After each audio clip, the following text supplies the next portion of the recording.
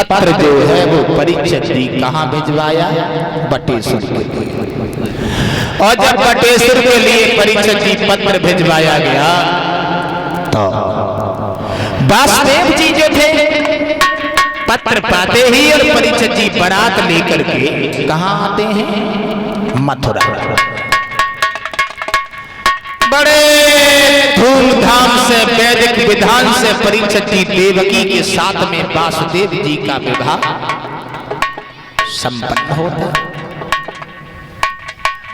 बैठ जाओ बिटिया, तुम लोग बैठ जाओ, काय को चिल्ला रहे भाइयों?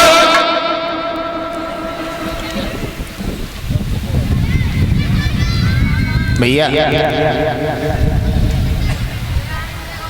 जिन्हें बुलाइए, इन्हें बुला।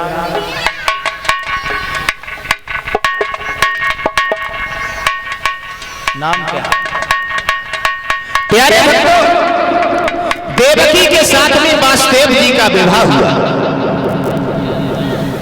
और जब परीक्षित जी विवाह हुआ तो देवकी जब चली है तो देवकी के आंखों में आंसू भरे आए। भक्तजन राव चले जाइए, आज जा रहे भाइयों। इधर देवकी जब चली है तो आप लोगों ने देखा होगा बहनाओं, बेटियों की जब शादी होती है तो हमारी बहनाएं बहुत रोती हैं।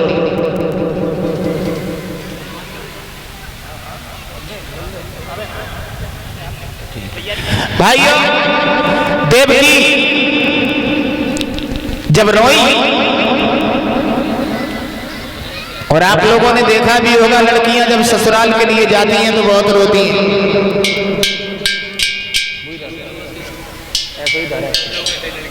महाराज, आप लोगों ने लड़कियां रोती हुई देखी होगी। हमें एक जगह लड़का रोता हुआ देखा, लड़की की विदा भई तो लड़की रोई, लड़की के संग में लड़के रोने लगे। तुम लोग हंस रहे हो, हम सही कह रहे हैं। लड़की की विदा भई तो लड़की बहुत रोई, लड़का रोने लगो। तो लड़का से पूछी तुम काहे रोए? तो लड़का बोलो जकाए रोई। लड़की बोली हम तो जासो रोई, हमारे तो माता पिता छुट रहे। लड़का बोलो तुम्हारे छुट रहे, तुम तासो रोई? हाँ वैसे जासो रोने लगे कि 2 महीना बाद तेरे पीछे हलूंगा पे अम्मा तो छोड़न पड़ी, फिर न्यारू साजो तो हो नहीं। हाँ, आजकल की दशा देखी आपने, ब्याह हो के यहाँ तो है मुश्किल से मुश्किल 1 साल तक पति बोलता है, पत्नी सुनती है 1 साल।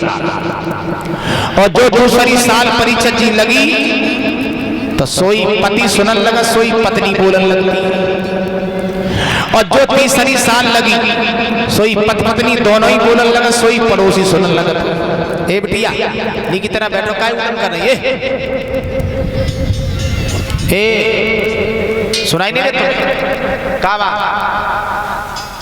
पागल भाइयों,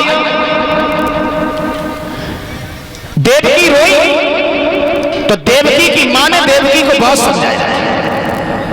देवकी ससुराल में जा रही हो, ससुराल में जाकर के कुल की मर्यादा का उल्लंघन नहीं करना।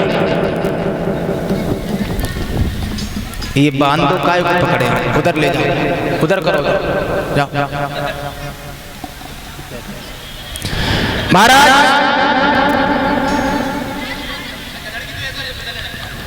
देवकी परीक्षित जी को देवकी की मां समझाती है। और एक बात आप लोगों को और बता देना चाहते हैं, पहले हमारी बेटियां जब ससुराल को जाती थी तो बेटियों की माता जो होती थी वो बहुत समझाती थी अपनी बेटियों को। आजकल परीक्षित जी 80% घर टूट रहे हैं, तो उसमें देखा आपने वजह क्या है? शादी हो के जाते मुश्किल से 1-2 साल बिटिया घर पे रहता, तलाक पर नंबर आ जाता, लड़ाइयां होने लगती हैं। लड़ाई का कारण देखा आप लोगों ने क्या? लड़ाई का कारण ये है, शादी होने के बाद जो लड़की अपनी अम्मा से ऑनलाइन फोन से बात करेगी उसका घर कभी बन नहीं पाएगा। माताओं, बिटिया की शादी हो जाए तो उतनी फोन से बात करियो जितनी जरूरतमंद हो। लड़की की अम्मा लड़की से ज्यादा फोन करेगी तो वो घर कभी बनने नहीं देगी। लाखों घर बर्बाद हो गए हैं लड़की की मां की वजह से। उन्हें समझाने की कोशिश करना, जो तुम्हारे नसीब में था वो तुम्हें मिल गया।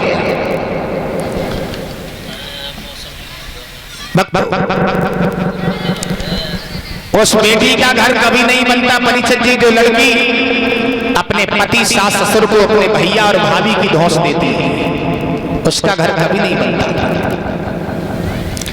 बूढ़ी माताएं हमारी बैठी हैं, बेटियों का जब विवाह परिचय जी होता था पहले, तो हमारी बूढ़ी माताएं मेरी बहनों को समझाया करती थी, बेटी ससुराल में तो जा रही हो लेकिन एक बात याद रखना, क्या जाइयो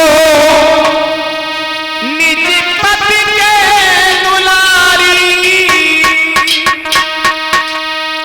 तुम्हें अपनो धर्म निभाइयो। हे बेटी सुन रही हो, वो गृहिणी की नाई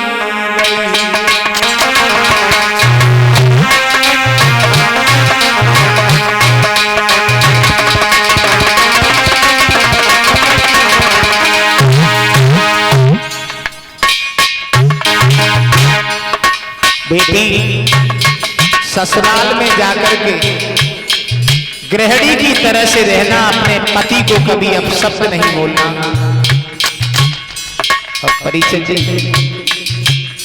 पहले की बात बता रहा हूं, तब में अब में थोड़ो अंतर है। आजकल की तो देवी ठगरी मान देती, देखो आप। हाँ, सेवा करियो सास ससुर की मर्यादा में रहियो।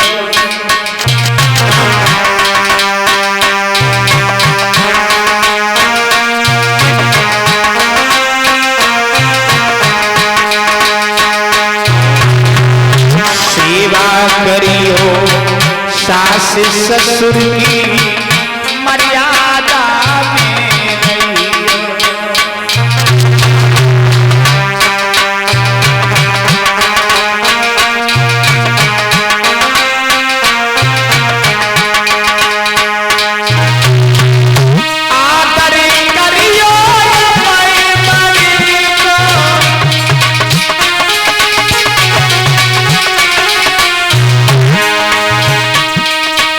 सरल स्वभाव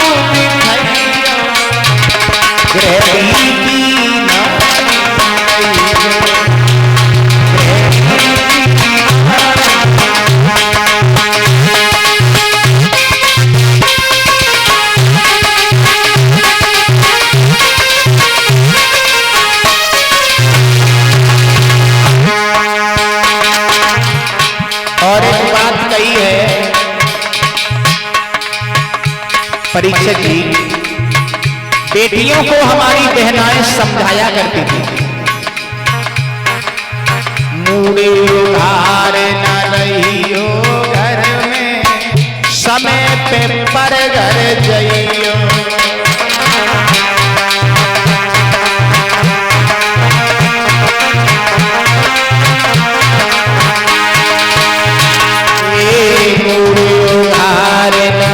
रहियो घर में, समय पे पर घर जइयो।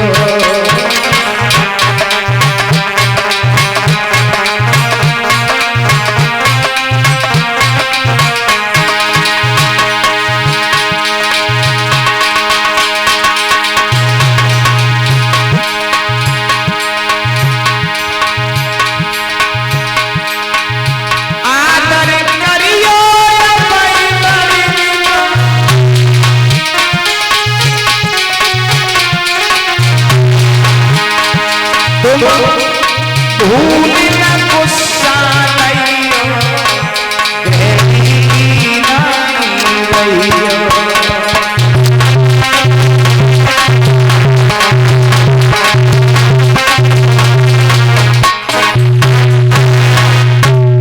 शरण भैया।